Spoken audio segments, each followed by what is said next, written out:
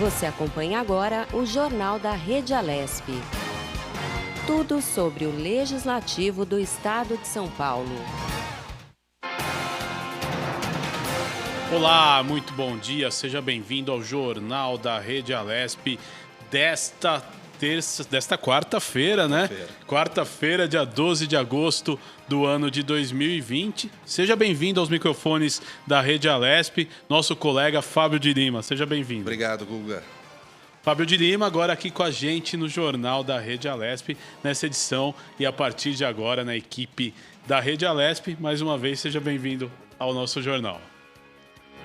E nós preparamos um jornal aí, Fábio, super especial com notícias do Parlamento Paulista e também notícias aí da pandemia do coronavírus. Vamos de notícias, seu Fábio? Vamos sim. Então vamos conferir a programação das atividades parlamentares aqui na Assembleia Legislativa de São Paulo nesta quarta-feira. Logo mais às 10 horas, reunião da CPI das quarteirizações com a finalidade de proceder às seguintes oitivas. Senhora Tarsila Reis Jordão, que é subsecretária de Parcerias da Secretaria de Governo, senhor Nelson Raposo de Melo Júnior, coordenador de Parcerias Sociais, e apreciar 5 itens na pauta. E ao meio-dia é a continuidade da reunião da CPI das quarteirizações com a finalidade de proceder à oitiva da doutora Ruth Helena Pimentel de Oliveira, que é presidente da Corregedoria Geral da Administração convidada com a finalidade de prestar esclarecimentos pertinentes ao objeto desta CPI e apreciar a mesma pauta com 5 itens. Jornal da Rede Alesp. E, Fábio, vamos começar o giro de repórteres, os nossos repórteres da Rede Alesp. Quem está com a gente agora é a repórter Melissa Araújo, que traz notícias nesse início da manhã. Mel, seja muito bem-vinda ao Jornal da Rede Alesp. Bom dia, Mel. Bom dia, Guga. Bom dia, Fábio. Bem-vindo, Fábio. Muito obrigado, à bancada. Eu venho para contar para vocês um pouco mais sobre a CPI das quarteirizações, que começa daqui a pouco. Nós vamos ter essas oitivas que vocês acabaram de mencionar aí no jornal, da doutora Ruth Helena Pimentel de Oliveira, presidente da Corregedoria Geral de Administração. Ela vem falar um pouco, a Corregedoria, o órgão que recebe as denúncias, né, vem falar um pouco de denúncias que eventualmente ela tenha recebido ao longo dos últimos tempos. Vai receber também a senhora Tarsila Reis Jordão, subsecretária de Parcerias da Secretaria de Governo, e o senhor Nelson Raposo de Melo Júnior, coordenador de Parcerias Sociais. Então, para que as pessoas em casa entendam, são as pessoas, a senhora Tarsila e o senhor Nelson, eles firmam as parcerias e aí são feitos os aditamentos dos contratos no setor que eles representam. A senhora Ruth, ela verifica, ela recebe as denúncias, como eu mencionei anteriormente, e essas denúncias podem ser procedentes ou não. As pessoas, de repente, falam, olha, aqui na OS do meu bairro está tendo uma irregularidade. Eles vão checar essa denúncia. E aí, efetivamente, se isso virou um processo, a dona Ruth, a senhora Ruth vai nos responder mais tarde. Mas a gente vai apreciar também a pauta da CPI. O que isso quer dizer? Os deputados, hoje temos 5 requerimentos dos deputados, que são outros convidados aí para prestar esclarecimentos e também de documentos.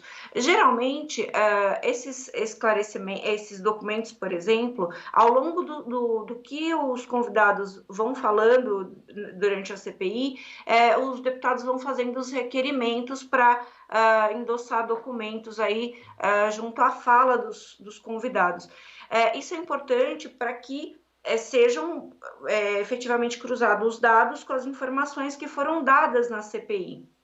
né? Então, a gente tem, por exemplo, o deputado Vinícius Camarinha fez o requerimento para que seja expedido um ofício ao senhor Omar Mikio Morwak, coordenador da Comissão de Análise de Contas das OS da Secretaria Estadual de Saúde, requisitando-lhe informações. Ou seja, nesse caso, o deputado está pedindo para que o que for de contrato de quarteirização seja enviado, né, a relação de contrato de quarteirização seja enviado para a CPI, para que os deputados façam análise. Como eu falei antes, pode ter contrato que não tenha nenhum problema, não é a CPI desde o começo colocou isso, que não há nenhum problema em quem trabalha corretamente, mas se tiver alguma irregularidade, seja salário fora do padrão, seja a não prestação do serviço, isso tudo os deputados vão se debruçar para verificar e denunciar, né? Lembrando que a CPI não tem um papel de punitivo, mas ao longo do processo, tanto a Procuradoria da Casa tá junto, quanto o Ministério Público também tá acionado. Então, se houver alguma irregularidade ao longo do processo, os deputados podem já ir encaminhando para esses órgãos. Ou optar por encaminhar tudo no final com um relatório feito pelo deputado Tiago Auríquio. Então, dessa maneira, a gente consegue que a CPI tenha uma ação efetiva e muito importante, né? Então, a gente já teve uma outra CPI aqui na casa, especificamente das OS. Essa CPI agora das quarteirizações, ela não analisa só os contratos da saúde, está analisando os contratos de todas as pastas, né? Então, é um trabalho árduo, muito extenso, que os deputados estão debruçados aí, como eu falei para vocês. Essas são as informações. Vocês têm alguma dúvida da CPI, meninas? Não, Mel, a gente fica acompanhando os detalhes. Aí eu sei que você vai ficar a manhã inteira acompanhando todos os detalhes e você provavelmente volta aí com mais informações, né? E você que está atenta aí a tudo que acontece aqui no Parlamento Paulista nesta quarta-feira, né, Melissa? Com certeza, estou aqui de olho e aí qualquer novidade eu volto para contar para vocês. Essa vai ser com certeza uma reunião que vai render, porque é uma informação bem importante, né? São convidados bem importantes aí para os trabalhos da CPI. Com certeza é uma informação que vai render, então em breve volto para contar para vocês o que está acontecendo lá, tá bom? Agora é importante, Melissa, vamos reafirmar para o telespectador ligado no Jornal da Rede Alesp, ele pode acompanhar essa CPI de qualquer modo, como é que ele faz, quem quiser acompanhar essa CPI? Nós temos vários, a gente pode, o pessoal de casa pode acompanhar pela TV, né? Pode acompanhar pelo YouTube, onde estiver, e também pode acompanhar no nosso aplicativo. A gente tem um aplicativo da Rede Alesp que você pode ir ouvindo o que está acontecendo aí na programação da TV. Eu confesso, eu falei isso ontem no jornal, eu confesso que quando eu estou dirigindo, eu coloco no Viva Voz do carro e fico ouvindo a programação da Rede Alesp. Não pode ver, né, porque eu estou dirigindo, mas eu fico ouvindo e é bacana para que a gente possa ir se informando ao longo do percurso. Legal, Melissa. Então você acompanha aí tudo que acontece nesta manhã no Parlamento Paulista e você volta durante o nosso jornal aí para trazer mais informações, né, Fábio? A Mel Araújo sempre muito bem informada, né? E agora a gente já sabe um dos segredos dela, né? Escutar no carro enquanto está dirigindo. Sim, e isso é importante ainda na mobilidade, né? Você liga o teu Bluetooth e tem acesso a tudo, aonde você estiver. Tem o aplicativo da Rede Alesp, que é muito importante também para você acompanhar. Em São Paulo, com trânsito o tempo todo, mesmo em época de pandemia, quer dizer, é uma ótima você estar bem informado ali, enquanto você, às vezes, está preso no trânsito, né, Guga? Exatamente. Fica aí a dica, né? Você não perder as notícias aí do Parlamento Paulista. E vamos de mais notícia, Fábio? Vamos sim, Guga. Um ato solene convocado pela deputada doutora Damares Moura, do PSDB, celebrou o Dia do Advogado e deu início aos trabalhos da Frente Parlamentar da Advocacia aqui na Assembleia Legislativa de São Paulo. A atuação da Frente Parlamentar da Advocacia é mais um instrumento de defesa e fortalecimento das prerrogativas da nossa advocacia, que, em última análise, trata-se da defesa e fortalecimento da sociedade, da democracia, do Estado democrático de direito e da dignidade humana. A advocacia é a única profissão privada tratada pela Constituição Federal. O artigo 133 da nossa Constituição dispõe que o advogado é indispensável à administração da justiça, sendo inviolável por seus atos e manifestações no exercício da profissão nos limites da lei. A deputada Janaína Pascoal, do PSL, também advogada, esteve presente durante todo o ato solene e fez questão de demonstrar o seu orgulho da profissão. Ser advogado não é um prêmio de consolação, não é algo com que nós tenhamos que nos conformar. Ser advogado, como a colega Damares falou, é uma escolha, é uma missão, eu vejo dessa forma, e, acima de tudo, é uma honra muito grande. E o vice-presidente da Assembleia Legislativa, deputado Gilmaci Santos, do Republicanos, opinou que o direito é tão importante que deveria ser ensinado já nas escolas. Acho que seria ótimo que nas escolas, até no ensino fundamental, no médio, todos os alunos saíssem com a noção do direito, né? Porque o direito, porque as pessoas até confundem o direito, acho que quando fala direito, as pessoas só pensam no direito dela, não pensam no dever. Não pensam que para a gente ter direito, nós temos também os nossos deveres, né? O presidente da Ordem dos Advogados do Brasil, seção São Paulo, Dr. Caio Augusto Silva dos Santos, fez questão de ressaltar que a criação da Frente Parlamentar da Advocacia não é um instrumento de defesa corporativa, mas de defesa da democracia.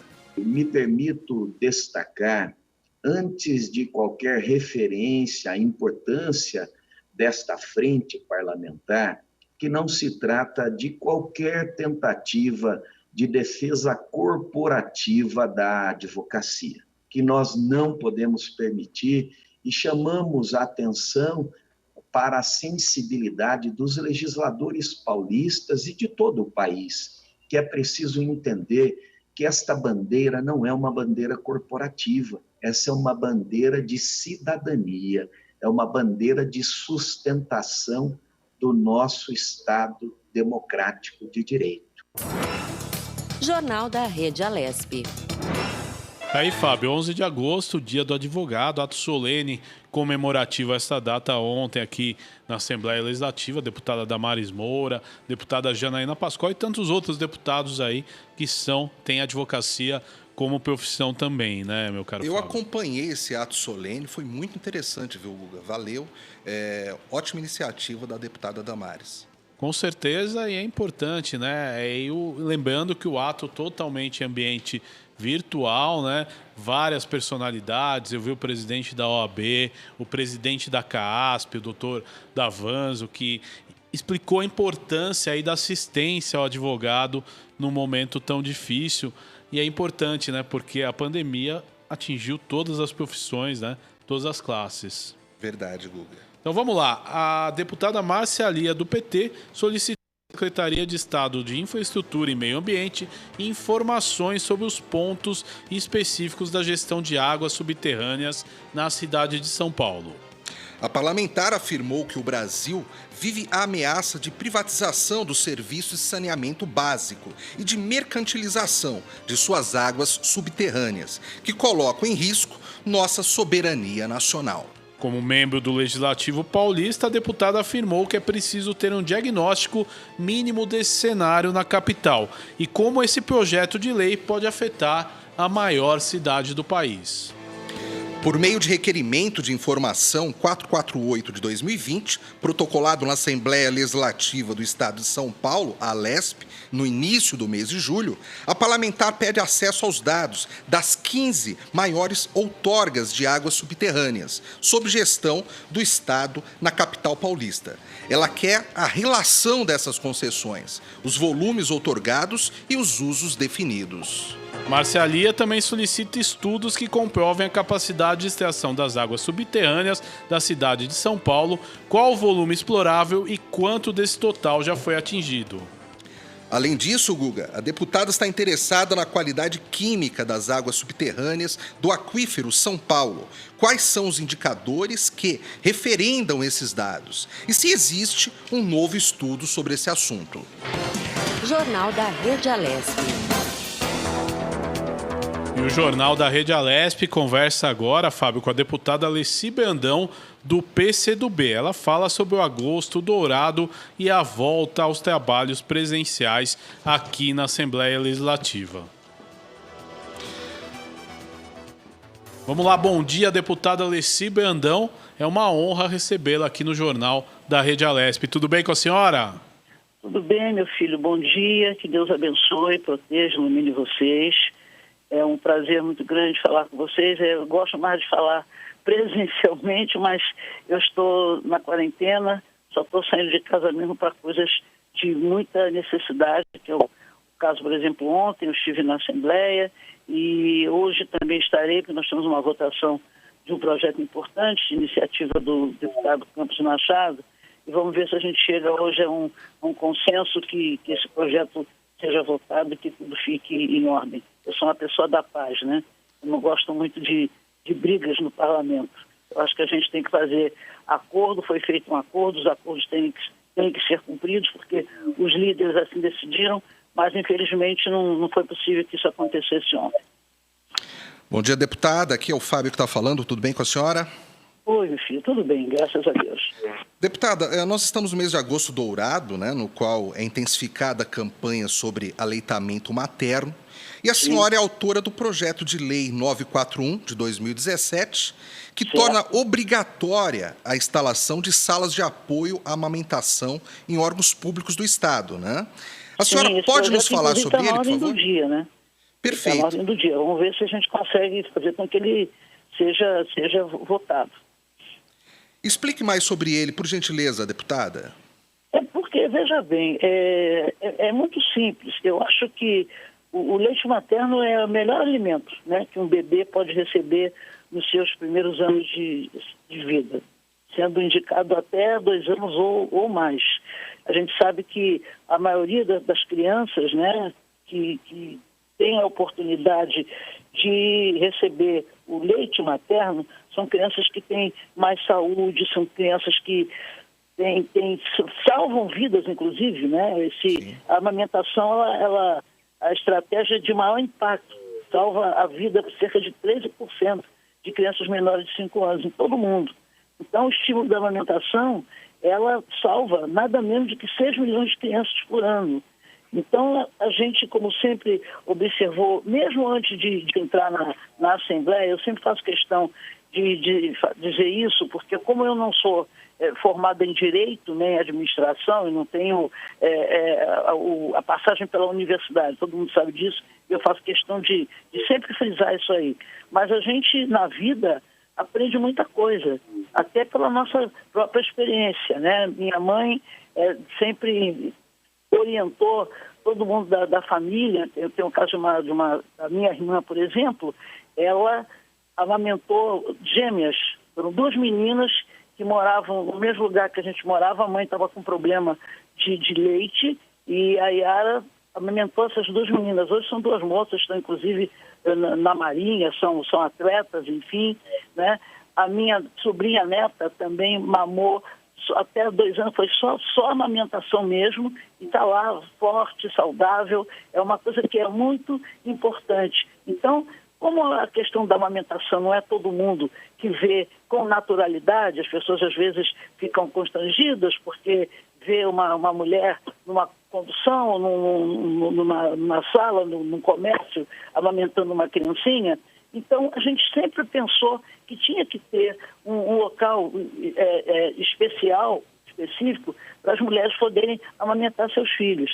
Então, quando você dispõe essa obrigatoriedade de instalação, salas de apoio e amamentação, é importante, porque as servidoras públicas, elas trabalham, né? Elas têm seus filhos e elas têm esse direito de dar toda a saúde para a criança. nada mais importante do que o leite materno. Verdade, deputada. E a senhora tem inúmeros PLs também sobre a questão da gestante, né? Da humanização na assistência ao parto, presença Exatamente. de doulas, né? Temos um projeto de lei 437, que é de 2015. Sim, ele institui o Pacto Estadual Social para humanização da assistência ao parto e nascimento em todos os estabelecimentos de saúde no estado de São Paulo. E, deputada... Tem o 436, também de 2015, dispõe-se a obrigatoriedade de universalização da aplicação das normas de saúde atinentes ao parto e nascimento no estado de São Paulo. E, deputado, quanto a senhora acha pertinente discutir esse tipo de assunto no parlamento, né? Porque acaba sendo um espaço nobre para se discutir isso e se trazer ótimas resoluções, né? Porque o que acontece, Fábio? Nós temos, inclusive, um problema inicial que é poucas mulheres nas casas legislativas. É uma coisa que a gente tem que observar esse aspecto, porque nem sempre determinadas pautas são interessantes para a maioria dos homens. E a gente sabe que toda a casa parlamentar no Brasil, quase que todas, posso dizer assim, o número de mulheres é muito pequeno. A gente tem feito aí uma campanha, uma movimentação e tal, para o poder das mulheres, que a gente inclusive acha que tinha que ser uma coisa metade. Está tendo muita essa luta aí para que no Congresso, enfim, nas câmaras municipais, nas assembleias legislativas, seja metade homens, metade mulheres, para que a gente possa discutir as nossas coisas específicas de uma forma mais igual, né? Se você põe uma questão de isonomia nisso aí, vai ficar mais fácil. Inclusive, eu acho que até outras pautas serão trazidas. Agora, deputada Alessi, indo para outro assunto, né? É a primeira vez que nós entrevistamos a senhora depois desse período de pandemia e tudo mais. Eu gostaria que a senhora fizesse uma análise deste momento que o nosso país e o nosso estado de São Paulo vive e também os momentos que nós vivemos aí desde março. Eu quero a sua leitura de toda essa situação, deputada. Não, tudo bem, eu vou falar, mas antes só para concluir aqui essa parte de PLs nossos, tem um antigo de 2013 que dispõe que maternidade, casa de parto, estabelecimento hospitalar e tal, da rede pública e privada, fiquem obrigados a permitir a presença de doulas, de acompanhantes, durante todo o período de trabalho de parto, pós-parto e o pós-parto imediato, na verdade, sempre que solicitadas pela parturiente, que é uma luta antiga que a gente tem desde 2013, e eu não sei por que há uma dificuldade até de pessoas que são ligadas à saúde achar que essas pessoas vão atrapalhar o processo do parto. E não é nada disso, é uma coisa para a parturiente poder ser acompanhada, ter uma questão psicológica para que ela fique calma e tal. Ela precisa disso, é uma hora muito delicada, né? Mas nós continuamos com esse projeto aí. Esse não está para a ordem do dia, esse está custando para chegar lá, mas nós estamos batalhando bastante por isso. Quanto à questão da pandemia, bom, eu queria dizer para você, primeiramente, que eu estou morrendo de saudade de vocês, porque eu, quando chego na Assembleia, eu costumo visitar os amigos, mesmo que eu não tenha uma agenda marcada, eu gosto de ver as pessoas, porque eu tenho essa necessidade. Eu sou uma pessoa muito simples, né? Muito tranquila. Vou lá, abraço, aperto a mão, dou um beijo e tal, e nada disso a gente pode fazer. Como eu tenho uma idade que eu estou dentro do grupo de risco, eu não posso facilitar, porque essa doença, esse vírus, a gente não sabe ainda, na verdade, o quanto ele pode atingir. A gente sabe que ele é muito forte, as vacinas estão aí sendo fabricadas, enfim, mas até que isso aconteça realmente, vai demorar um pouco. Então, o que está acontecendo? Eu estou cumprindo todas as minhas obrigações parlamentares, faço parte das reuniões, das sessões da Comissão de Educação e Cultura, que é presidida pela professora Bebel. Eu estou sempre lá presente, participo mesmo, tenho a minha assessoria lá do gabinete, que é a Karina Franco e o doutor Ricardo Yamazaki. Eles sempre vêm à minha casa, me ajudam, porque eu sou uma pessoa que não tem muita habilidade com essa questão de tecnologia, confesso, todo mundo sabe disso, mas eu não deixo de cumprir a minha missão. Sempre as pessoas estão aqui para me orientar, para mexer lá nas teclas direitinho, e eu sou assídua, né, nessa coisa. Eu sempre fui quando estava normal e agora continuo da mesma forma, entende? É muito ruim, porque, infelizmente, a cultura do povo brasileiro não entende, não alcança muito esse comportamento, sabe? E quando você olha a fratura exposta que essa pandemia deixou na sociedade brasileira, porque o que acontece? Os mais pobres e também a população negra estão sendo os mais atingidos por essa pandemia.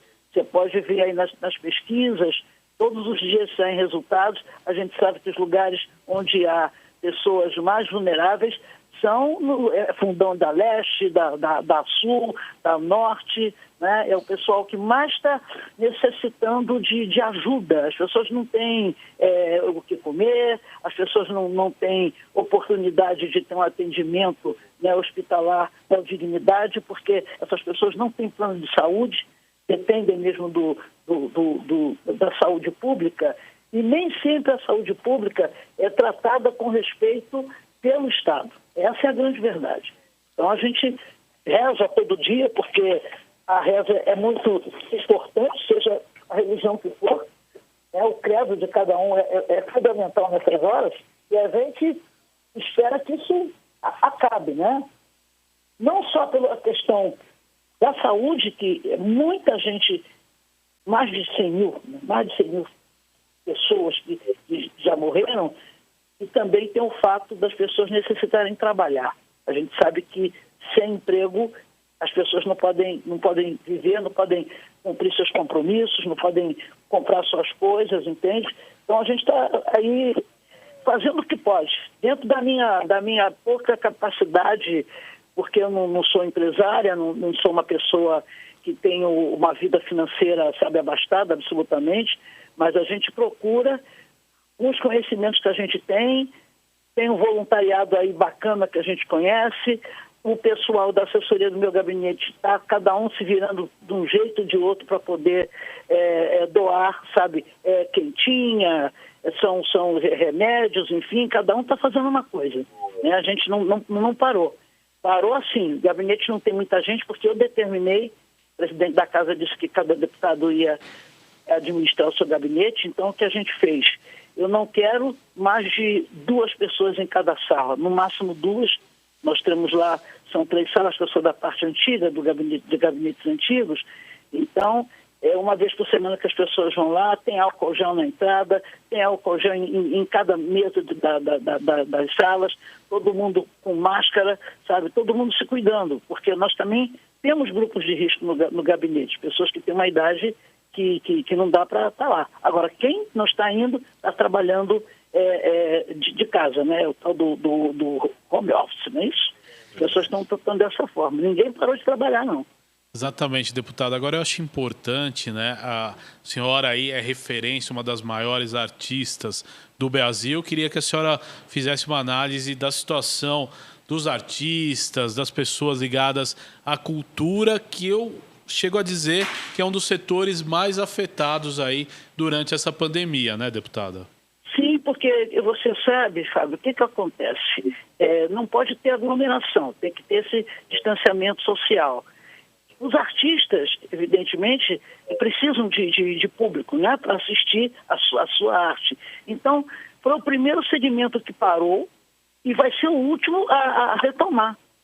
Porque é complicado, não dá, sabe, para exercer a função artística diante dos protocolos que estão aí, que são necessários. Agora, a gente está aguardando ansiosamente que haja o pagamento, né, que haja o depósito nos bancos, não sei onde, do auxílio emergencial, porque nós fizemos aqui a Frente Parlamentar de Cultura e da Assembleia apresentou, sim, o projeto, que é o 253, e aí o que acontece? Quando veio a questão do governo federal, acho que eles tiraram aqui o pé do E o negócio está parado. Está parado.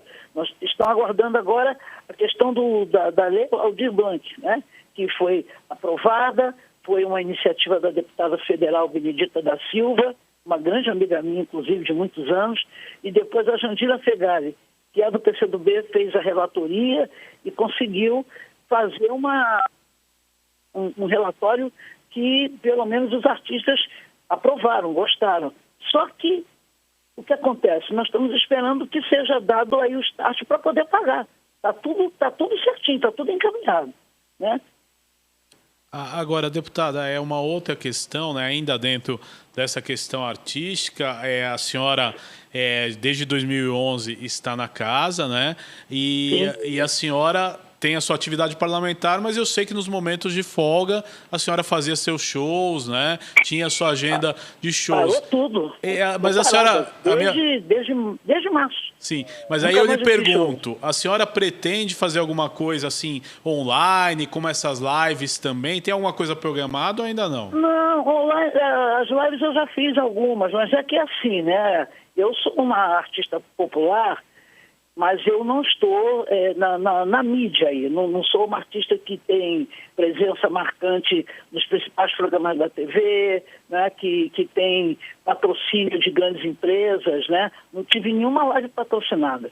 As lives foram feitas aqui em casa de forma muito simples, acompanhada de um músico, né, cantando. As pessoas gostaram muito porque a nossa live tem como proposta cantar, mostrar as músicas que o povo gosta. Não tem nada de ficar bebendo o tempo inteiro ou só falando e não canta. Afinal de contas, eu sou cantora, eu sou artista, né? Cantora e compositora. Então, eu fiz pouquíssimas lives e as pessoas gostaram bastante, ficam pedindo, mas eles não podem estar fazendo live toda hora, entendeu? Eu acho que você tem que dar um tempo, deixar as pessoas com saudade e depois você retoma. Eu tenho feito muita live, mas conversando com pessoas ligadas à política, pessoas ligadas às questões sociais, né? As pessoas que são ligadas às entidades, que falam sobre essa questão do racismo, que está muito em pauta hoje. Acho que é o principal assunto, né? Você não abre um jornal hoje, nada que não tenha alguma matéria, alguma crônica sobre essa questão racista, tudo em função do que aconteceu com o George Floyd. Se não tivesse acontecido isso, acho que ninguém estava tão interessado nesse assunto. Até porque racismo sempre aconteceu no Brasil. Legal, deputada. Uma última pergunta. Quero desde já agradecer a sua participação no Jornal da Rede Alesp de ontem. A senhora até ontem no plenário dizia que a senhora teve que se adaptar a essas questões de tecnologia. A senhora dizia que nem o WhatsApp mesmo a senhora usava e agora usa. Como é que a senhora está se adaptando a esse novo normal, a esse novo formato, deputada? Foi o que eu disse a você ainda há pouco. Eu tenho pessoas que me assessoram. Eu preciso de ajuda. Eu preciso de auxílio. O que eu não posso é ficar fora, ficar ausente, porque eu tenho que cumprir a minha missão, eu tenho obrigações, eu tenho compromissos parlamentares e tenho que cumpri-los. Então, quando você tem vontade política, não precisa nem ser vontade política, é vontade enquanto cidadã mesmo. Você tem que ajudar, entendeu? As pessoas, você foi eleita para isso, né? Para cumprir tudo aquilo que você falou durante a campanha. Porque eu não gosto de promessa. Eu sempre deixo muito claro para as pessoas que eu faço aquilo que eu tenho condições de fazer, ponho a mão onde eu alcanço. Eu não minto, eu não engano a ninguém. As pessoas às vezes confundem vereador com deputado, confundem deputado com prefeito. E não é nada disso. O deputado está ali para criar, né, os projetos de lei, ele tem que procurar as secretarias do Estado para levar as demandas que chegam até o seu gabinete, e mesmo aquelas que não chegam, mas que você lê, você percebe que está acontecendo alguma coisa, você tem que ir lá para poder tentar resolver, impulsionar para que as coisas aconteçam. E outra coisa, não é favor nenhum que a gente está fazendo, é a nossa obrigação. A gente tem obrigação de atender, sabe, as solicitações do povo, de qualquer pessoa. Você está ali para isso. Então eu procuro fazer isso com a maior tranquilidade, faço com muito prazer, até porque eu nunca me envolvi com política, eu fui convidada, né, pelo PCdoB para ser candidata, e só fui também porque tive uma orientação religiosa que eu deveria atender esse pedido que estava chegando na minha vida, aceitei o desafio e graças a Deus, né, e ao povo de São Paulo, a gente está aí no 3º mandato. Então, dessa forma que a gente tem agido, e sempre que há uma oportunidade que a TV Alesp me convida para discutir algum assunto, eu sempre levo convidados, sempre levo as pessoas para... Porque essas pessoas é que mobilizam a gente para poder exercer. Porque, como eu disse a você, eu não tenho essa formação toda intelectual, eu não tenho a teoria, não tenho a academia, mas eu tenho força de vontade. E tenho a noção do que é justiça e do que é direito, né, de forma popular, de forma simples. Coisas que minha mãe me ensinou. Respeitar as pessoas e procurar seguir essa caminhada aí, sabe, com muita dignidade. Deputada Alessi Brandão, nós agradecemos a sua participação no Jornal da Rede Alesp desta quarta-feira. Até uma próxima oportunidade. Muito obrigada, que Deus abençoe a vocês todos e muita saúde para todos aí. E, repito, estou morrendo de saudade de vocês. Obrigado, deputada. Valeu, deputada. Obrigado. Obrigado. Esta foi a deputada Alessi Brandão, né, Fábio? Uma grande artista brasileira que também é deputada aqui no Parlamento Paulista desde o ano de 2011. Uma deputada que ela sempre foi referência, né, na arte, na cultura do Brasil e agora também se tornando referência também no Legislativo do Estado de São Paulo, né, Guga? Exatamente. Vamos de mais notícia aqui no Jornal da Rede Alesp. Desta quarta-feira, os deputados da Assembleia Legislativa permanecem com boa parte dos seus trabalhos de forma remota e com ações em várias regiões do estado, principalmente na área da saúde. No município de Mogi das Cruzes, o Hospital Luzia de Pinho Melo recebeu 3 respiradores do governo do estado, através do apoio do deputado Marcos Damasio, do PL. Eles serão utilizados para o combate ao novo coronavírus na região. Pois é, o parlamentar já destinou R$ 9.800.000 através de emendas parlamentares que beneficiaram 40 municípios.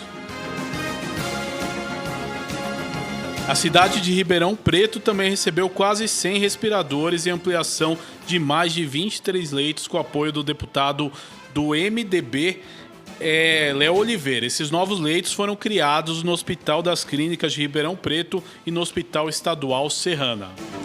Ainda na área da saúde, o deputado agente federal Danilo Balas, do PSL, conseguiu, através de emendas, quase R$ 2 milhões para as cidades de Sorocaba, Araçoiaba da Serra, Capela do Alto, Mairinque, Pilar do Sul, Porto Feliz, Salto de Pirapora, Sarapuí, Sorocaba, Tietê e Votorantim, Guga. Esses valores, Fábio, serão destinados para o combate à pandemia da Covid-19, para a compra de veículos para o transporte de pacientes, aquisição de materiais hospitalares e algumas obras nas unidades básicas de saúde. Jornal da Rede Alesp. Esse é o Jornal da Rede Alesp, eu e o Fábio de Lima aqui trazendo as novidades do Parlamento Paulista nesta quarta-feira, né, Fábio? Daqui a pouco tem reunião virtual da CPI das quarteirizações, né? Verdade. O parlamento sempre cheio de novidades, sempre cheio de atividades, né? Agora há pouco a Mel Araújo acabou explicando para a gente um pouco sobre as quarteirizações, a CPI das quarteirizações e outras atividades ocorrerão durante todo o dia, viu, Guga? Sem dúvida nenhuma, as atividades não param aqui no Parlamento Paulista. E esse é o Jornal da Rede Alesp, você acompanhando as informações. Vamos de mais notícias aqui, meu caro Fábio. O Grupo Parlamentar em Defesa do Orçamento, o PDO, realizou na semana passada uma fiscalização na empresa contratada pelo governo do estado de São Paulo para a confecção de aventais cirúrgicos utilizados por profissionais da saúde no enfrentamento à pandemia do novo coronavírus. O contrato de 540 mil, fechado por meio de dispensa de licitação, contempla a compra de 2 mil aventais com um custo de R$ 270 unitários. Durante a vistoria na sede localizada em Mauá, O grupo constatou que a empresa opera com 130 funcionários e possui estrutura para entrega do material. No entanto, há dúvidas em relação ao valor cobrado pela unidade.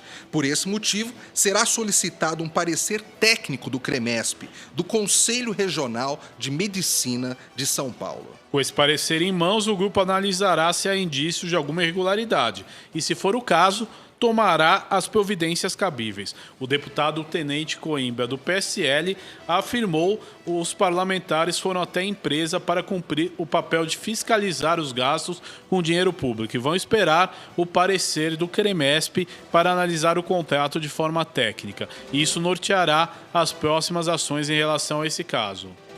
O PDO é um grupo suprapartidário formado com o objetivo de fiscalizar os gastos e contratos feitos pelo governo do estado para o enfrentamento da pandemia do novo coronavírus. Pois é, mais notícias aqui nesta quarta-feira, meu caro Fábio de Lima. A cabine de desinfecção de software de controle financeiro, laboratório de realidade aumentada para aulas práticas e aplicativo de agendamento de serviço para facilitar o distanciamento social são algumas das propostas com origem em sala de aulas virtuais na Universidade Virtual do Estado de São Paulo, a Univesp. Alunos de Engenharia da Produção e de Computação do Polo de São João da Boa Vista receberam como proposta da disciplina Projeto Integrador, PI, criar produtos pautados em conceito da indústria 4.0. Assim, os estudantes uniram conhecimentos no momento enfrentado pelo país e desenvolveram ferramentas que podem minimizar os danos provocados pela pandemia de Covid-19. Sob orientação da mediadora Fabiana Gimenez e supervisão de Carla Vital, cada uma das propostas ganhou vida. Foi o caso da construção de uma cabine de descontaminação usando princípios do sistema de modelo de irrigação de aspersão utilizado na agricultura. João Francisco Taior, que criou um sistema automatizado de desinfecção de superfície por microaspersão de líquido saneante. Os termos são complexos, mas o resultado é uma cabine que poderia ser adotada por atacados e lojas de venda direta, na desinfecção de produtos descarregados ou alocados no estoque, minimizando a possibilidade de contaminação. Tá certo, esse é o Jornal da Rede Alesp. Hoje é quarta-feira e vamos de entrevista aqui no Jornal da Rede Alesp. Meu caro Fábio, Jornal da Rede Alesp agora conversa com a médica Cíntia Valério, presidente do Departamento de Dislipidemia e Arteriosclerose da Sociedade Brasileira de Endocrinologia e Metabologia. Ela fala sobre o Dia Nacional de Combate ao Colesterol e a Covid-19. Bom dia, doutora Cíntia. Seja bem-vinda ao Jornal da Rede Alesp. Bom dia, como vocês estão? Tudo jóia, doutora. Tudo seja bem, bem-vinda. Doutora, vamos falar um pouquinho desse, Dia Nacional de Combate ao Colesterol, primeiramente. Sim, essa é uma iniciativa da Sociedade Brasileira de Endocrinologia e Metabologia, de divulgar e mobilizar a população em relação ao tema. Nós temos visto muitas vezes os pacientes com dúvidas em relação a como diagnosticar, a como acompanhar e qual a importância de tratar o colesterol, o perfil lipídico alterado. Então, a ideia é divulgar informação segura para a população. Doutora Cíntia, aqui é o Fábio, tudo bem? Tudo bem. Doutora, sempre a gente escuta muito falar na coisa do bom colesterol e do colesterol ruim, né? Explique as diferenças desse colesterol para a gente, por gentileza. Então, na verdade, o nosso perfil lipídico, quando a gente faz o exame de sangue, ele vem com várias dosagens que a gente chama de frações do colesterol. A gordura que a gente ingere, depois de digerida, ela não pode circular no sangue de forma solta. Ela vem, então, na forma dessas apolinas.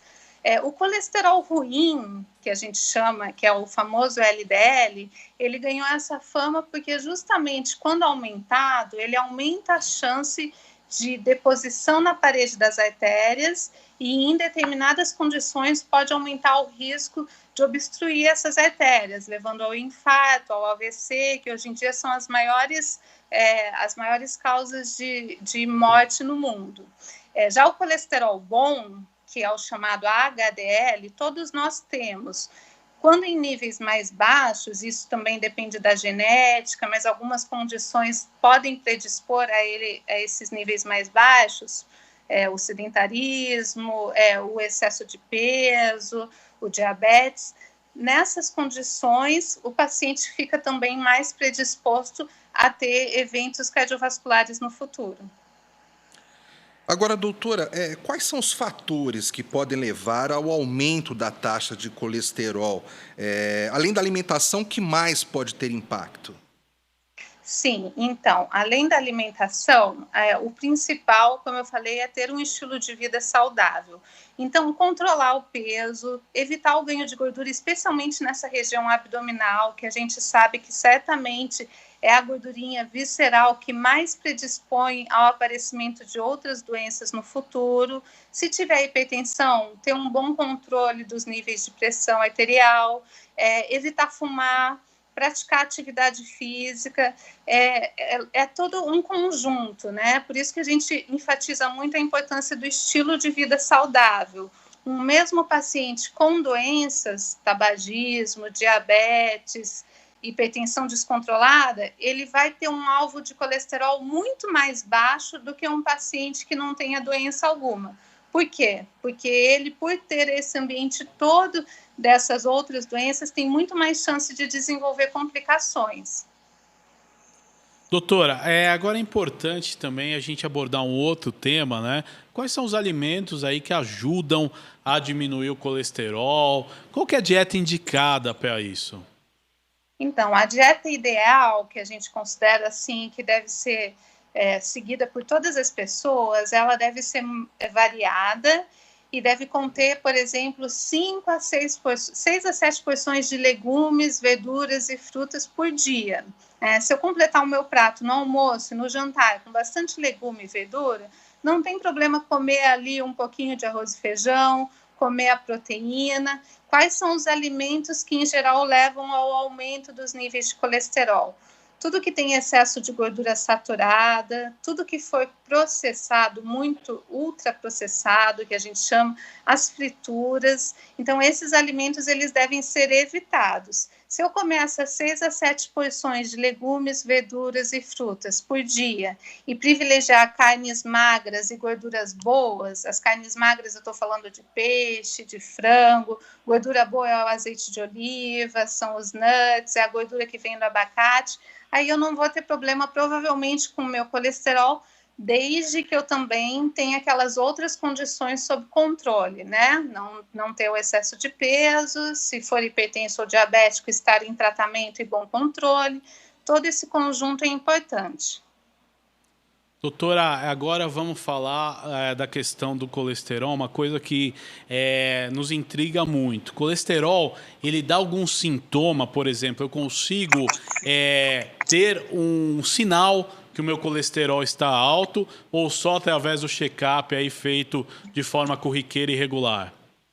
Então, este é todo o perigo da história. Na verdade, o colesterol alto ele não dá sintomas. Quando os sintomas aparecem, em geral, já existe algum tipo de complicação.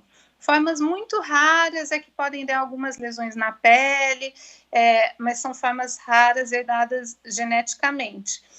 O clássico na população geral é de começar com níveis de colesterol alto na população adulta jovem, e aí lá na frente, quando eu tiver com a deposição já grande na parede da artéria, eu vou desenvolver um sintoma, um AVC, um derrame, um infarto do coração, uma dor no peito. Então, por isso a importância de fazer os exames de rotina. Tá? Desde a infância, a gente indica pelo menos uma vez na vida que esses exames devem ser feitos. Conforme o histórico familiar ou o histórico pessoal, aí essa frequência ela vai ser mais menor, ou seja, o exame tem que ser feito com mais frequência, ou então a gente pode espaçar mais.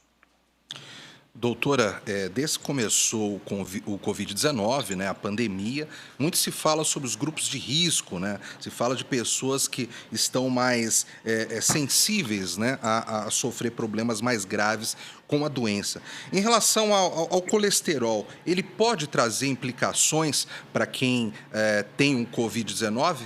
Fábio e doutora, eu vou só pedir um minutinho antes da sua resposta, doutora. Agora você que nos acompanha pela Rede Alesp vai acompanhar a reunião da CPI das quarteirizações. Nós continuamos com o nosso jornal pelo YouTube. Até já. Continuando agora sim com o jornal da Rede Alesp aqui no YouTube e nas outras plataformas da Rede Alesp. Doutora, pode dar a sua resposta aí, que o jornalista Fábio de Lima fez a pergunta. Claro, então, o que acontece? O Covid hoje é uma grande preocupação para pessoas que têm fatores de risco. A gente sabe hoje em dia que 1 a cada 3 pacientes que internam em CTI por conta de Covid, ou seja, as formas graves, vão ter, por exemplo, diabetes ou obesidade. O colesterol sozinho, ele não é um fator de risco para ter uma forma grave de Covid. O problema é que, em geral, ele vem acompanhado com as outras doenças que são fatores de risco para essas formas graves. Então, em geral, o paciente que tem colesterol alto é um paciente que tem mais chance de ter essa doença aterosclerótica, que é aquela chance de ter infarto, de ter AVC. Então, esse paciente, nesse conjunto todo, é sim um quadro com maior potencial de gravidade. E é um dado importante, se ele estiver em tratamento, as medicações para reduzir o colesterol, as chamadas estatinas, elas são muito importantes na manutenção do tratamento. Como todas as outras doenças, comorbidades, o paciente, por conta de pandemia, não teve como ir ao médico, ele deve ter as suas doenças controladas. Dentro do possível, não suspender as medicações. Muita gente para o remédio e aí é que se expõe a um risco maior de ter uma forma mais grave, um evento cardiovascular no meio da infecção por Covid. Doutora, uma outra pergunta que é muito interessante. Existe um colesterol bom, né? Como é que funciona esse processo desse colesterol bom? Então, Luiz, é bem importante saber que existe um determinante genético. Então, algumas pessoas, a despeito de fazer tudo direitinho, não vão conseguir elevar esse colesterol bom, não vão controlar o colesterol ruim, mesmo que faça toda a cartilha ali de alimentação saudável e de atividade física. Mas, em geral, você manter um bom peso, se estiver com excesso de peso, diminuir aquela gordurinha abdominal e fazer exercício físico regular, isso é uma das formas que a gente tem mais eficientes hoje em dia de controlar ou melhorar esse colesterol bom, o famoso HDL. Então, é a fórmula do sucesso. Não tem remédio, por enquanto, para isso, mas fazer atividade física e tentar manter o peso, diminuir peso no caso de sobrepeso ou obesidade, pode contribuir bastante. Legal, doutora. Uma outra pergunta, né? E aí, realmente, nesse tempo de pandemia, gera uma preocupação das pessoas em geral. Quem tem colesterol alto, ele também faz parte aí do grupo de risco? Aquelas pessoas, por exemplo, que tomam medicação para manter o colesterol sempre em dia. Como é que funciona essa história, doutora?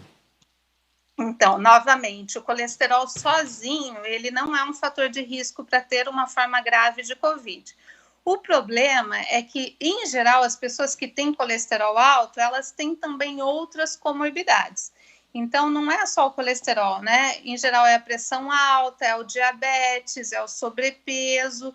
Então, estes pacientes podem ter o que a gente chama de aterosclerose, que é a plaquinha de gordura subclínica, ou seja, tem a plaquinha lá e nunca teve nada, nenhum evento cardiovascular. E aí, de repente, pega infecção por Covid e, principalmente, se deixar de fazer os outros tratamentos, aí sim ele assume um risco muito maior. A gente fala em termos de mortalidade acima de até 10%, de ter uma forma grave de Covid, nesses pacientes que têm a chamada doença cardiovascular. Tá? Então, é como se as coisas andassem juntas. nunca considerar que o remedinho de colesterol ele está ali só para isso. Ele está prevenindo você de ter um infarto, de ter um derrame. Então, é muito importante manter o tratamento. Agora, doutora, é uma coisa interessante também nessa questão. Algumas pessoas, por exemplo, eu já vi casos, né, que não tomam cuidado nenhum e de repente tem a taxa de colesterol ótima. Outras pessoas, às vezes, tomam todos os cuidados, são mais magras, têm uma vida com atividade física e vai lá e o colesterol é alto. O fator genético, ele conta muito nessa questão, doutora? Conta muito. Hoje em dia a gente sabe que existem algumas doenças que são herdadas de forma assim dominante, ou seja, pelo menos 50% de chance do filho ter aquela doença, que é ligada aos níveis altos de LDL, que podem começar inclusive na infância. Então, são formas mais raras. Hoje em dia, cada vez mais, com a chance de fazer o diagnóstico genético, a gente tem aumentado aí a chance de diagnóstico e ver que a prevalência no Brasil vem crescendo, mas é para deixar o recado do seguinte: nestes casos, só controlar com alimentação e dieta não é suficiente. Estes pacientes têm que começar tratamento numa fase precoce da vida, às vezes até na infância, para prevenir de quando estiver ali os seus 30, 40 anos, está entrando numa emergência com dor no peito. Porque o tratamento desde o início é que vai prevenir aquela placa de se formar. Se eu tiver um nível alto e controlar com remédio, durante aqueles anos da vida, a placa ela não vai se formar a ponto de provocar um evento no futuro. Agora, doutora Cíntia, eu fico imaginando que o nosso espectador em casa está escutando a sua entrevista, as suas informações bastante relevantes, e de repente ele coloca a mão na consciência e fala: poxa, eu estou com colesterol ruim, eu vivo tomando remédio, eu estou acima do peso, chegou a hora de eu me cuidar. Eu vou, a partir de amanhã, fazer exercício, eu vou, a partir de amanhã, mudar totalmente a minha vida. Também não é assim, né, doutora? Precisa fazer um check-up, precisa ver as condições que ele está antes de iniciar uma atividade física, não é mesmo? Com certeza, especialmente aqueles que têm uma idade mais avançada ou têm outros fatores de risco. Então, eu sempre brinco assim: quem está sedentário não vai querer de um dia para o outro começar a correr uma maratona, né? A gente sempre no exercício físico faz uma progressão, começar aos pouquinhos, caminhada de 15, depois 20 minutos, daí depois aumenta a velocidade ou o esforço. Mas os pacientes que têm fatores de risco como diabetes, hipertensão, histórico familiar de doença cardiovascular, pessoas que tenham infartado, especialmente mais jovens, nos homens antes de 55 e nas mulheres antes de 60 anos, esses é interessante que tenham uma avaliação cardiológica para o médico liberar fazer atividade física tranquilamente, sem ter o risco de ter algum evento ali no meio do exercício. Doutora, agora vamos, né, aos conselhos, né? É importante a senhora deixar conselhos aí para o nosso telespectador de como se cuidar melhor, para evitar os níveis em controle e para que não chegue aí num ponto que possa prejudicar mais a saúde. Exatamente. Como eu falei, então, o colesterol alto ele é uma doença silenciosa. As pessoas só vão saber fazendo os exames de rotina, muitas vezes. Então, sempre procurar o seu médico. Os níveis ideais, eles variam, depende da faixa etária, depende dos fatores de risco. Então, é o médico que vai definir se está bom ou não. Não adianta só olhar a referência ali do laboratório. E o que dá para fazer enquanto você espera a sua consulta médica é ter um estilo de vida saudável. Então, evitar ao máximo o ganho de peso, especialmente aquela gordurinha abdominal, ela é perigosa para a saúde. Praticar atividade física desde que esteja liberado e ter uma alimentação saudável, né? Frutas, verduras, legumes, carnes magras, evitar muito carboidrato refinado, evitar fritura, gordura e esses alimentos muito processados. Essa é a fórmula do sucesso, não tem muito segredo, mas a gente sabe que em tempos de pandemia ficou bem mais difícil para todo mundo se cuidar. Então, aí é a nossa mensagem para todo mundo manter uma alimentação, um estilo de vida saudável, que isso pode prevenir, inclusive, de ter uma forma mais grave de Covid. Doutora, eu quero agradecer a sua participação no Jornal da Rede Alesp. Até uma próxima oportunidade que a senhora possa aí esclarecer, né, as dúvidas e conscientizar a população sobre esse tema. Muito obrigada, Luiz. Eu é que agradeço a oportunidade, a chance de passar a mensagem aí para todos. Um bom dia aí para vocês. Bom dia, obrigado, doutora Cíntia.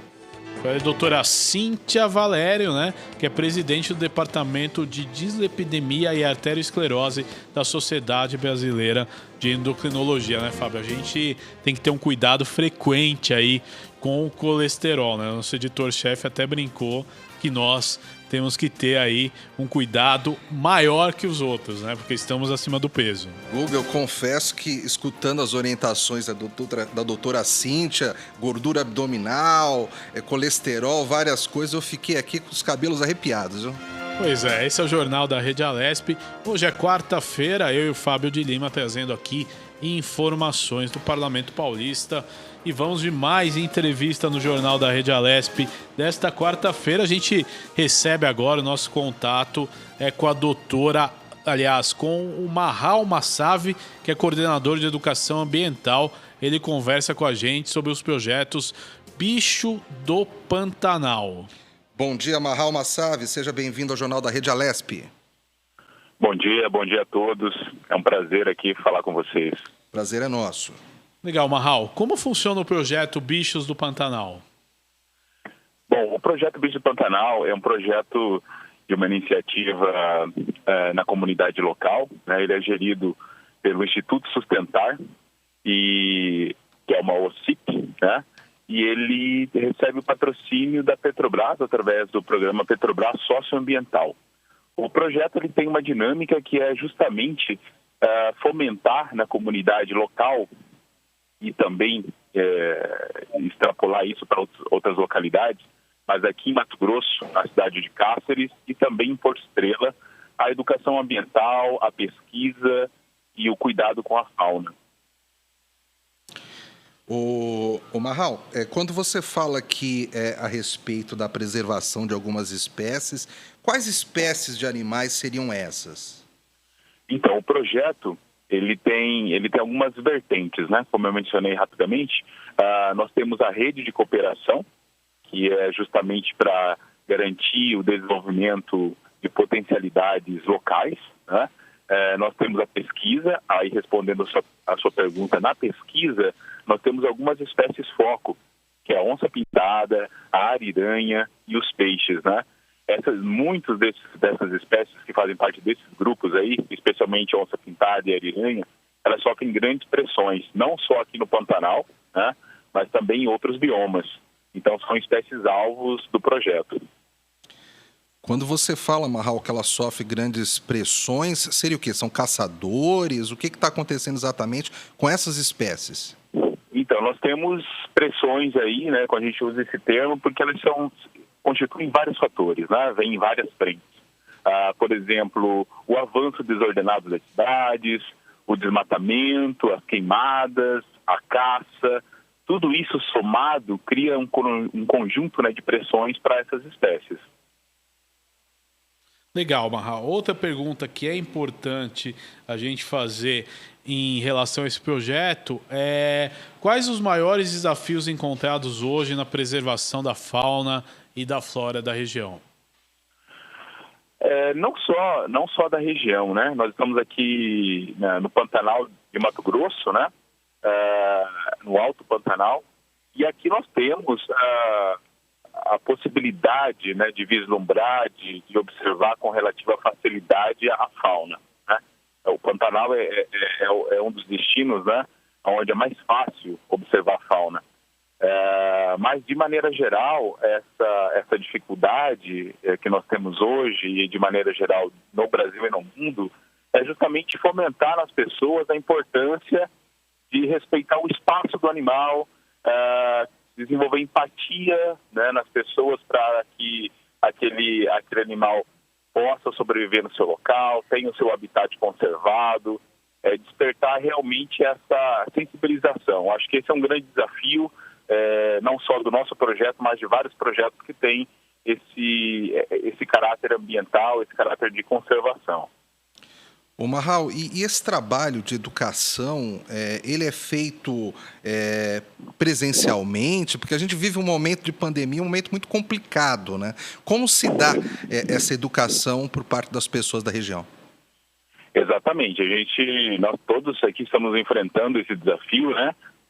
De como lidar nesse momento com a educação ambiental. Como fazer educação, né? De modo geral, e a educação ambiental. O projeto, anteriormente à pandemia, ele sempre atuou presencialmente, né? Nós garantimos o contato, principalmente das crianças, né? Na primeira infância, partindo do princípio que é ali que se forma toda a base, todo o princípio de conservação, toda a postura, né, da criança vai ser consolidada ali, na primeira infância. Então, o projeto atua presencialmente. Nesse momento, nós estamos desenvolvendo atividades orientadas, né? Atividades que as crianças podem executar em casa, cursos para professores voltados para a educação ambiental, cursos voltados ao ecoturismo, né?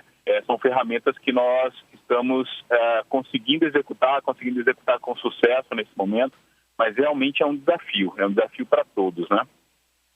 Agora, é importante a gente perguntar também como você tem visto aí as empresas em relação à responsabilidade social, em ajuda a esse tipo de projeto. Você acha que essa consciência no Brasil tem aumentado cada vez mais?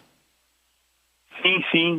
Nós temos observado, né, de forma geral, uma crescente preocupação com o meio ambiente, né? Isso vem numa escala. Ainda nós temos muitos problemas, de fato, né? Muitas coisas para resolver, muitas coisas para colocar em prática, né? Muitas metas ainda para serem atingidas, né? Porém, nós já alcançamos vários avanços. Quando você cita, por exemplo, esse engajamento da iniciativa privada, né? Nós temos isso talvez foi um dos setores na área ambiental que mais efetivamente cresceu, né? Esse engajamento de empresas privadas e também do setor público, né? Políticas públicas voltadas à conservação. É lógico que nós temos muitos desafios ainda, né? De fato, nós vamos, eu acho que, colher grandes resultados nessa geração de crianças que estão vindo agora, né? As crianças hoje, elas estão muito mais receptivas, muito mais sensibilizadas para essa questão ambiental. Então, eu creio que numa escala futura a gente tenha resultados numa escala maior, né? A gente consiga percebê-los com uma capacidade maior. Eu tenho uma curiosidade, Marral, você está aí na região do Pantanal, como é que está nesse momento aí em relação ao Covid? O que você tem acompanhado? A situação aí está mais sob controle, está mais difícil, mais crítica? Qual a sua impressão a respeito? Não, então, a região aqui onde nós estamos no Alto Pantanal, né, os municípios que estão nessa região, eles não tem um aspecto muito diferente do resto do Brasil, né? Eu acho que hoje o que a gente vive no momento, no Brasil principalmente, os municípios estão em condições muito semelhantes, né? A parte da população adere, parte da população não adere às medidas, né, que deveriam ser seguidas, e isso está sendo até por uma dinâmica da doença, da pandemia, e algo relativamente novo, né? Nós conhecemos muito pouco, então as pessoas estão se sensibilizando, se conscientizando ainda, mas eu creio que foi está sendo um desafio para todo mundo, mas que nós estamos conseguindo avançar, né? E vamos sair bem melhor, com grandes reflexões desse momento aí. Legal. É importante, né, meu caro Marral, que você deixe aí uma mensagem para as empresas e também para as pessoas, né, em geral, que queiram, que façam, né, projetos de responsabilidade social, principalmente em relação a bichos, animais, preservação de florestas, né, de todo o nosso ecossistema. Eu gostaria que você deixasse uma mensagem final para os telespectadores. Bom, o projeto, como eu mencionei no início, né, ele tem esse objetivo de fomentar a conservação, de fomentar a educação ambiental. Nós já atingimos aí mais de 100 mil moradores na região, crianças, né? E nós queremos, o projeto sozinho ele não faz nada, né? Então, nós justamente estamos aqui para fomentar, para formar junto com a população local, junto com a sociedade, junto com outras empresas que querem ou outros projetos que querem entrar nessa parceria conosco, em realmente mudar a nossa postura, em construir uma sociedade mais justa, mais engajada na conservação ambiental, né?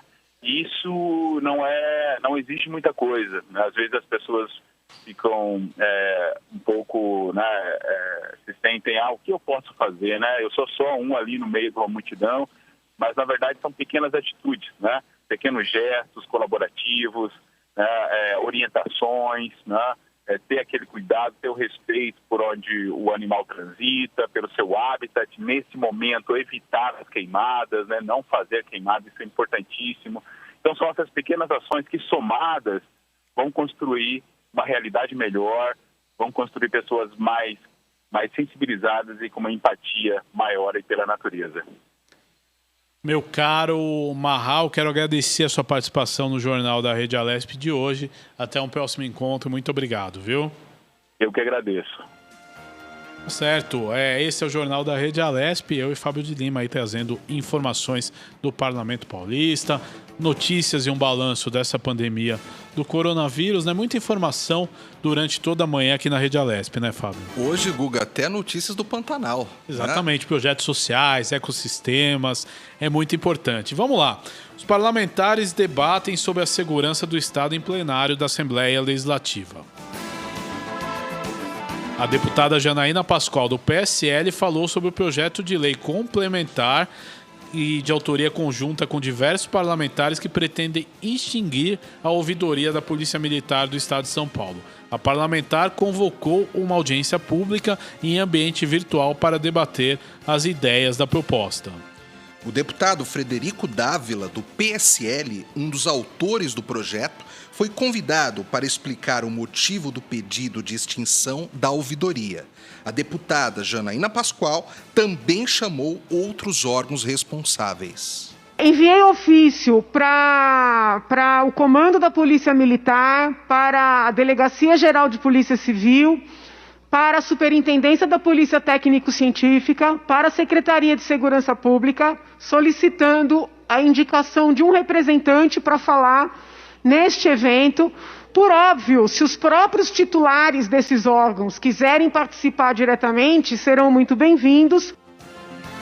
O ato está marcado para o dia 24 de agosto, uma segunda-feira, às 9 da manhã.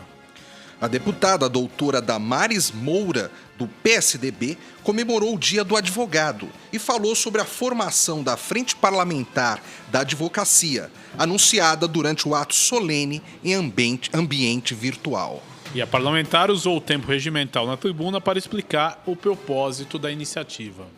E queremos avançar num trabalho que nada mais será do que fortalecer a advocacia. Fortalecer as prerrogativas do advogado. E ao fortalecermos a advocacia, nós estamos fortalecendo o acesso à justiça. Já o deputado coronel Nishikawa, do PSL, comentou sobre as condições de trabalho do Corpo de Bombeiros. Segundo o deputado Nishikawa, os profissionais da área não estão conseguindo sacar os benefícios do FEPOM, Fundo Especial da Polícia Militar. Ainda de acordo com o deputado, o dinheiro seria usado para investir em melhorias para a organização no combate de incêndios. Ele explicou a situação. Com isso, o bombeiro não tem mais dinheiro vindo dos municípios com quem tem convênio. O bombeiro está fadado a desaparecer. O governo do estado tem responsabilidade, sim. O governo do estado, pela Constituição, é obrigado a salvar, a extinguir incêndio através do seu corpo de bombeiros. O FEPOM foi incluído no pacote de saldos positivos para serem transferidos para a conta única do governo estadual pelo governador João Dória. As sessões plenárias serão feitas presencialmente e transmitidas ao vivo nos canais da Rede Alesp, de segunda a sexta-feira, a partir das 2h30 da tarde. Jornal da Rede Alesp.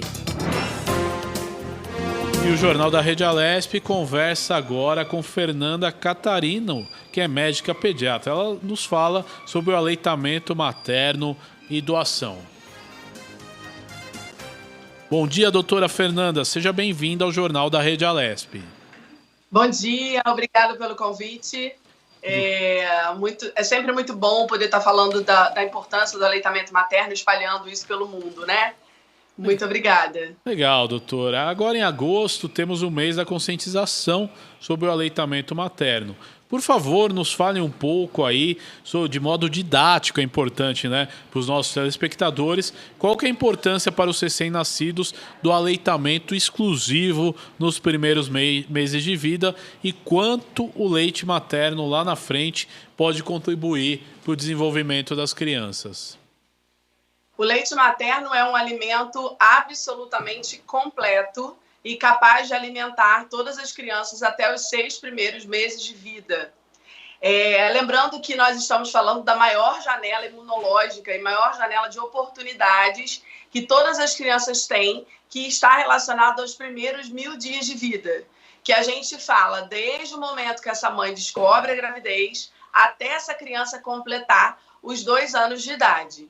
Então, o leite materno ele é, sim, considerado o padrão ouro em alimentação para as crianças, sobretudo até os 6 meses de idade.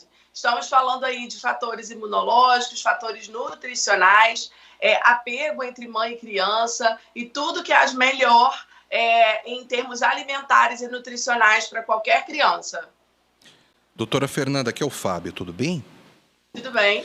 Doutora, nós sabemos que algumas mães elas não conseguem, por inúmeros motivos, amamentar o filho por muito tempo. O que é possível fazer nessa situação, doutora? Infelizmente, a gente tem ainda alguns obstáculos para vencer em relação à manutenção do leite materno, de forma exclusiva, né, como você está perguntando. Então, existe sim uma série de coisas que a gente pode ajudar essa mãe a fazer para tentar manter esse aleitamento exclusivo, mas, sobretudo, a gente precisa acalmar o coração dessas mães e acolhê-las no sentido que o aleitamento misto, ou seja, baseado em leite materno associado à fórmula infantil quando há necessidade ou impossibilidade materna de amamentar essa criança exclusivamente, ele também é considerado aleitamento, ou seja, essa criança ela está recebendo sim tudo que há de melhor desse leite materno da forma que essa mãe está podendo oferecer. Então a gente precisa, a gente usa muito o mês de agosto para incentivar, né, para promover e para proteger o aleitamento. Mas de forma nenhuma a gente usa a campanha do Agosto Dourado para julgar ou para faltar com empatia e com respeito com essas mães que não conseguiram ou não puderam, por qualquer motivo, fazer o aleitamento de forma exclusiva. Agora, doutora, nós estamos aí no Agosto Dourado, né, que é o mês aí da campanha sobre aleitamento materno. E aqui na Assembleia Legislativa, por exemplo, temos vários projetos de lei em relação a isso, mas temos um projeto da deputada Leci Brandão, do PCdoB, que é o projeto de lei 941 de 2017, que torna obrigatória a instalação de salas de apoio à amamentação em órgãos públicos do Estado. A senhora, na sua visão, a senhora acha que ainda é muito difícil esse lance da amamentação, de repente as mulheres na rua, nos locais de trabalho, em saídas, é muito complicado isso inibe a mulher de amamentar? Sem sombra de dúvidas, esse é um grande obstáculo que a gente ainda tem, principalmente na manutenção da volta ao trabalho, na manutenção do leite materno na volta ao trabalho, né? Porque as mães, elas além de se sentirem inibidas, na grande maioria das empresas, elas não têm um lugar apropriado para isso, não são apoiadas pelos os seus patrões aí em relação à manutenção do aleitamento materno mesmo à distância. Faltam, às vezes, locais de armazenamento, tempo para essa mãe poder fazer essa ordenha. Então, com toda a certeza do mundo, esse é um grande obstáculo ainda assim. Doutora, como é que funcionam os bancos de leite que existem? Explica para a gente um pouquinho sobre isso. Explico. Os bancos de leite eles estão localizados normalmente em unidades hospitalares.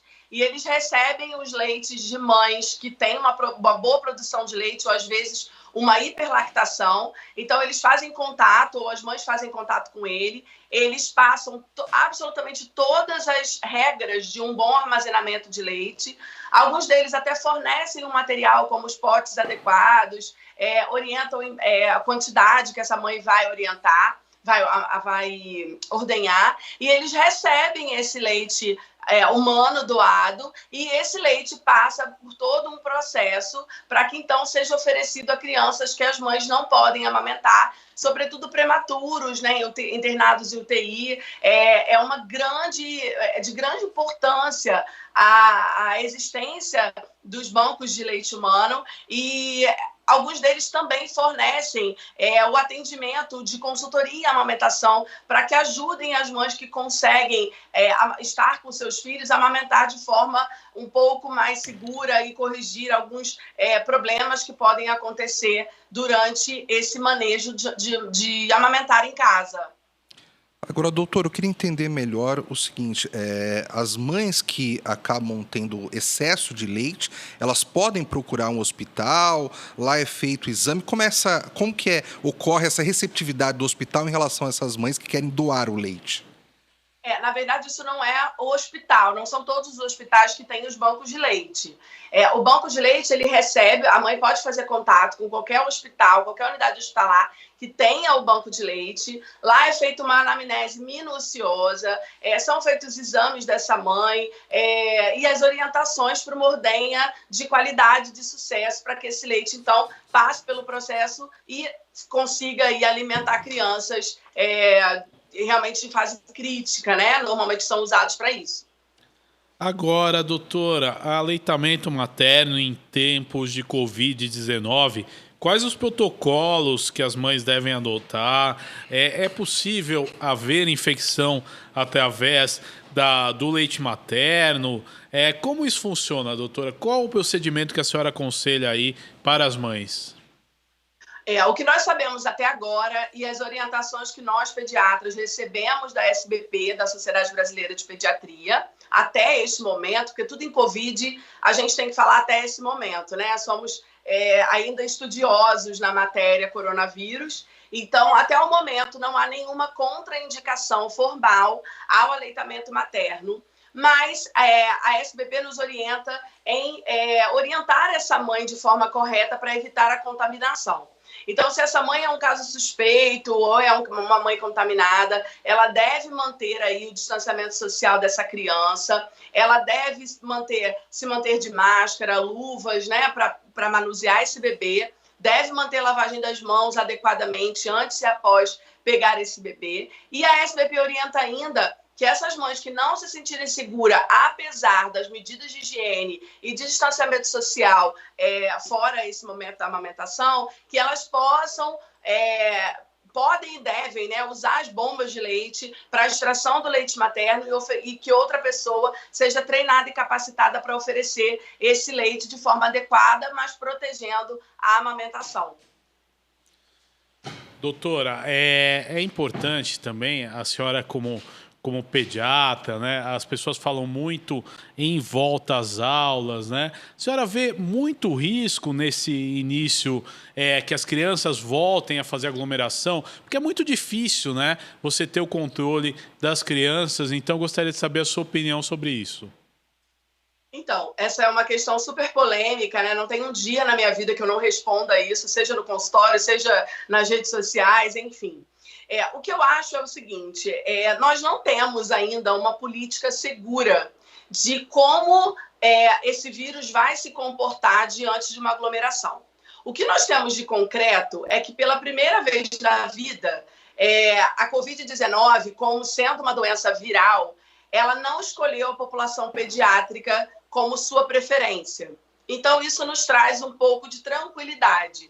Mas, ao passo que, pensando em aglomeração e vendo que teremos crianças trocando objetos, se relacionando, a gente, obviamente, vai ficar um pouco mais preocupado.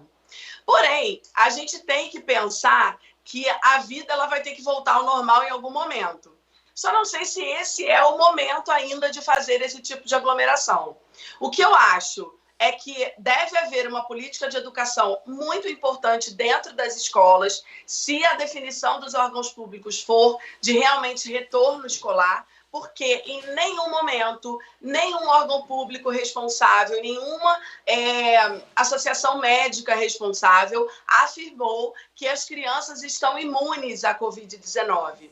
Então, as crianças não estão imunes. Elas podem, sim, ter formas da doença. Geralmente, essas crianças elas são portadoras assintomáticas, mas nós já sabemos que essas crianças podem, sim, desenvolver a doença. Então, nesse momento, eu ainda não acho seguro termos aglomeração de nenhuma espécie, muito menos de crianças, sem a gente entender esse comportamento viral nessa faixa etária ainda. Doutora Fernanda, voltando ao aleitamento materno, até qual idade é correto amamentar as crianças? Eu pergunto isso porque há relatos, às vezes, de crianças que são amamentadas até 3, 4 anos de idade. Isso é certo ou não? O que a gente precisa entender é que, assim, o leite materno ele nunca vira água, ele nunca vira um fator que não tem nutrientes, nunca. Ele sempre vai sofrer modificações, claro, mas ele nunca vira água. E a Organização Mundial de Saúde e o Ministério da Saúde orientam que todas as crianças devam ser amamentadas pelas suas mães exclusivamente até os 6 meses e depois, no mínimo, até os 2 anos de idade. Eu costumo orientar que o aleitamento ele vai bem até onde está bom para a dupla mãe-filho. Algumas crianças se mantêm aleitamento após 2 anos, nenhum problema para elas, se essa mãe também está ok. E outras crianças desmamam um pouquinho antes. A nossa orientação, tanto da Sociedade Brasileira de Pediatria como da OMS, é que essa criança seja alimentada no seio da sua mãe, pelo menos até os 2 anos de idade. Doutora Fernanda, outra curiosidade que eu tenho é que no varejo alimentício é possível encontrar alguns componentes para reforçar a alimentação dos bebês, né? Esses componentes, eles substituem o leite materno em algum momento? Eles reforçam a alimentação do bebê ou a utilidade deles não é lá grande coisa? Complementos de leite? Exatamente. Então, não há leite comparável ao leite materno. O leite materno ele é um alimento único produzido diretamente para aquela criança, né? Então, ele vai direto do produtor ao consumidor. Igual a ele não existe. Existem vários e vários compostos aí, né? Fórmulas lácteas que a gente faz uso caso haja indicação em algum momento dessa criança ser complementada. Mas a gente precisa ter muito cuidado com isso aí, porque o complemento fórmula materna, fórmula de leite de vaca, né? Ele é uma prescrição médica. Então, só deve ser usada a fórmula láctea para aquela criança se o pediatra assistente dessa criança julgar necessário, em volume calculado para aquela criança e escolhida de forma individualizada para aquela criança também. Agora, doutora, eu vou fazer até 2 perguntas em uma só. A primeira, muitas crianças têm uma certa alergia ao leite materno. Como a gente faz essa detecção? E eu lhe pergunto, o que a mãe come influencia muito o leite que a criança ingere? Então, vamos lá. Primeiro, não existe alergia a leite materno. Não existe. O que pode acontecer é essa criança desenvolver alergias, por exemplo, à proteína do leite de vaca, e essa proteína ela não é degradada quando ela passa pelo leite materno, e se essa mãe ingere a proteína do leite de vaca e essa criança tem uma sensibilização de alergia para a proteína do leite de vaca, essa criança pode sim receber essa proteína através do leite materno. O manejo adequado para isso é que a gente faça o que a gente chama de dieta de exclusão da proteína do leite de vaca, da dieta da mãe, para que então esse bebê não receba, através do leite materno, a proteína do leite de vaca. Legal, doutora. Agora, outro assunto importante, né? As mães aí que têm dificuldade para produzir o leite materno, assim, às vezes no pós-parto, né? Muitas mães ainda não têm o mecanismo da amamentação. Quais as dicas que você dá para essa mãe? Então, o primeiro de tudo, essa mãe precisa entender como acontece a fisiologia da lactação. Então, ela precisa entender que o leite materno passa por 3 fases distintas e que isso acompanha a sua produção de leite, mas ela precisa entender que isso é fisiológico. Então, a gente vai atender as demandas do bebê de acordo com as fases que esse leite materno vai passar. Então, no primeiro momento, só para você ficar claro, essa mãe produz do pós-parto imediato até mais ou menos de 5 dias de vida do bebê, ela produz o que a gente chama de colostro. O colostro é um líquido amarelado viscoso, ele tem um pouquinho menos de produção, essa mãe ela produz bastante, bem pouquinho quantidade de leite. Mas esse leite é um leite poderosíssimo, riquíssimo em imunoglobulinas, riquíssimo em gordura, riquíssimo em tudo que esse bebê precisa. E ao passo que ela produz pouca quantidade, nesse momento, o estômago do bebê aceita cerca de 5 a 7 ml de leite. Então, por isso que eu digo que a informação é imensamente importante, porque se ela entrar no desespero que ela está produzindo pouco leite numa fase de colostro, muitas vezes entra uma complementação sem a menor necessidade para atender a demanda de um bebê que não está precisando daquilo. Logo após o colostro, essa mãe passa por um leite de transição e somente aos 15 dias de vida do bebê, ela chega então ao famoso leite maduro, que é o leite que vai acompanhá-la durante todo o processo de amamentação. O que eu acho fundamental nesse momento é que a gente tenha um pediatra que saiba manusear a amamentação, que saiba manejar e explicar a essa mãe que está tudo bem, ter um pediatra atento às demandas dessa criança, ou seja, um pediatra que acompanhe essa criança nesses primeiros dias e também avaliar a necessidade de uma consultoria em amamentação para acompanhar esse bebê em casa junto com essa mãe. Então, acho que esses três pontos são fundamentais no início de qualquer amamentação. Doutora Fernanda, algumas mães, elas fumam.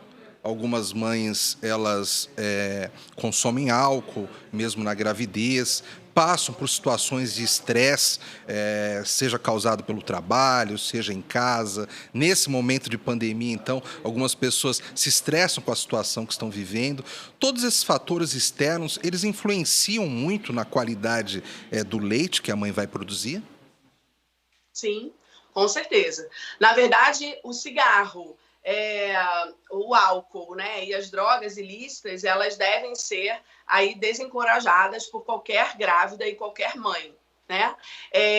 O estresse, ele obviamente faz uma descarga de adrenalina nessa mãe que vai influenciar sim os receptores lá de produção de leite materno e diminui bastante essa produção e com certeza o contexto de toda a amamentação, né? Entendo, doutora. Agora, uma outra pergunta que chega aqui de uma telespectadora. É importante a gente fazer. As mães que têm dieta alimentar com muita gordura, comidas muito fortes, isso acaba indo para o leite, por consequência, para a criança, podendo causar males à criança? Então, a gente precisa entender que qualquer tipo de alimentação é absorvida pelo corpo da mãe e pode sim passar ao leite materno. O que a gente orienta é que a mãe ela deve ter uma alimentação o mais saudável possível, sem restrições indicadas por ela mesma. Sempre que houver uma indicação de uma restrição alimentar, ela precisa ser acompanhada por um nutricionista materno-infantil e a gente precisa ter muito cuidado, sim, com o que a gente ingere. Então, não só pela nossa saúde, mas pela saúde daquela criança que está sendo amamentada. Gorduras de má qualidade, cigarro, como foi falado antes, álcool, isso tudo vai influenciar na produção do seu leite, na qualidade dele, sim. Legal, doutora. Eu quero agradecer a sua participação no Jornal da Rede Alesp desta quarta-feira. Então, uma próxima oportunidade aí que a senhora possa trazer aí mais informações para as mães, né, que precisam amamentar seus filhos. Muita informação que é importante, doutora. Obrigado, viu? Eu que agradeço, estou à disposição de vocês. Obrigada e um ótimo agosto dourado a todos. Obrigado, doutora. Tá aí, Fábio. Informação importante, né? Informação de utilidade Fernanda pública. Catarino, né? Pediatra, Exato. né? Exato, importante essa conscientização, né? Porque é preciso, Fábio, que a informação chegue às pessoas, né? Isso é essencial, né? E o nosso dever é esse. E num país continental como o Brasil, essa informação chega de maneira desigual, né? Nem todo mundo está ali prestando atenção nas informações, assistindo aos telejornais, lendo as notícias. Então, quando tem um espaço como esse aqui, que a Rede Alesp abre para receber médicos, receber profissionais que possam informar o nosso espectador, isso é de grande valia. Então tá certo. A Nova Zelândia completa hoje 100 dias sem ter novo coronavírus. O país que se tornou exemplo no combate à doença é um dos primeiros a anunciar o fim de novos contágios. Alertou a população para que não abra mão de cuidados redobrados, uma vez que as nações como Vietnã e Austrália, que já tiveram o vírus sob controle, agora lutam com o ressurgimento de casos.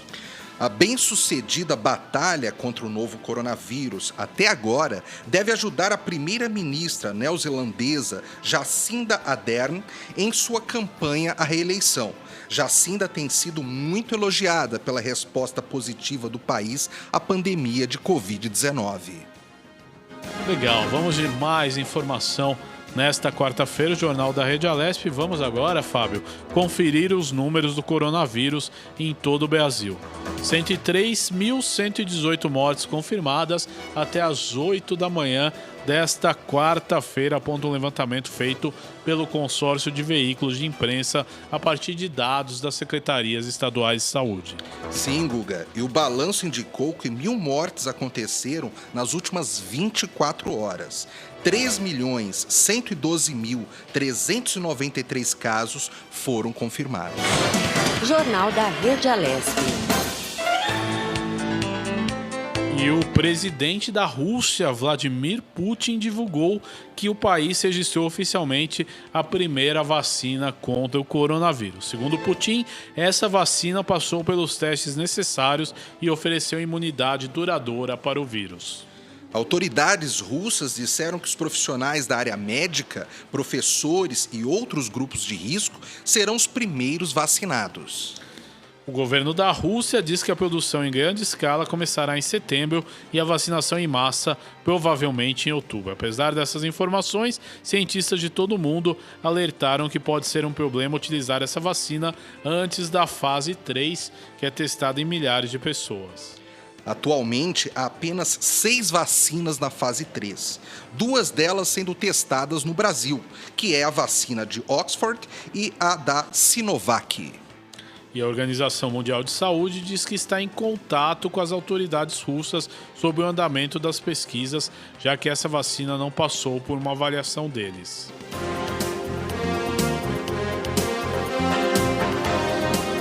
Vamos lá, Fábio, de novo falando aí do aleitamento materno, né? O mês do agosto dourado e a importância do aleitamento materno no decorrer do mês de agosto. São intensificadas ações de conscientização e esclarecimento sobre o tema.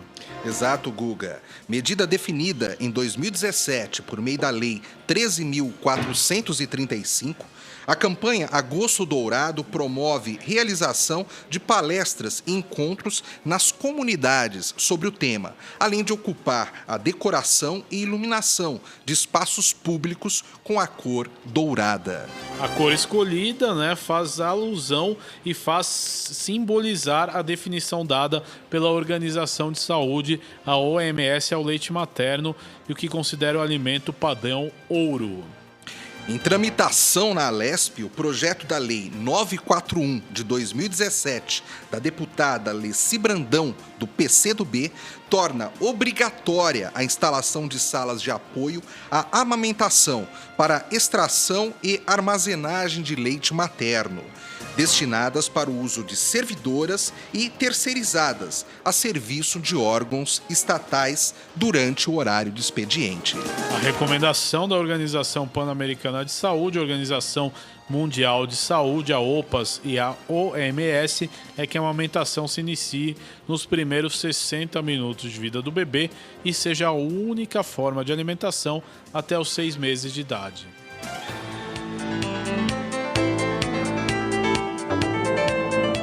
E atenção, Fábio, agora confira conosco os destaques desse primeiro bloco do Jornal da Rede Alesp. A deputada Márcia Lia, do PT, solicitou à Secretaria de Estado de Infraestrutura e Meio Ambiente informação sobre os pontos específicos da gestão de águas subterrâneas na cidade de São Paulo. A parlamentar afirmou que o Brasil vive a ameaça de privatização dos serviços de saneamento básico e mercantilização de suas águas subterrâneas que colocam em risco nossa soberania nacional. Como membro do Legislativo Paulista, a deputada afirmou que é preciso ter um diagnóstico mínimo desse cenário na capital e como o projeto de lei pode afetar outras cidades do país. Também, Fábio, entrevistamos aí a deputada Leci Brandão, do PCdoB, e falamos bastante aí da campanha, né, de aleitamento materno.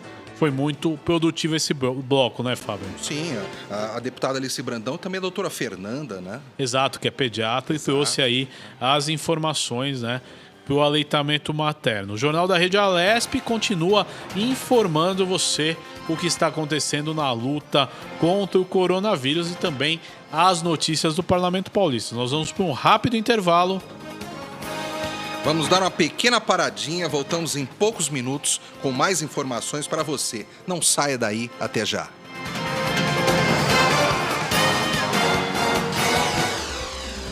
Você acompanha Jornal da Rede Alesp.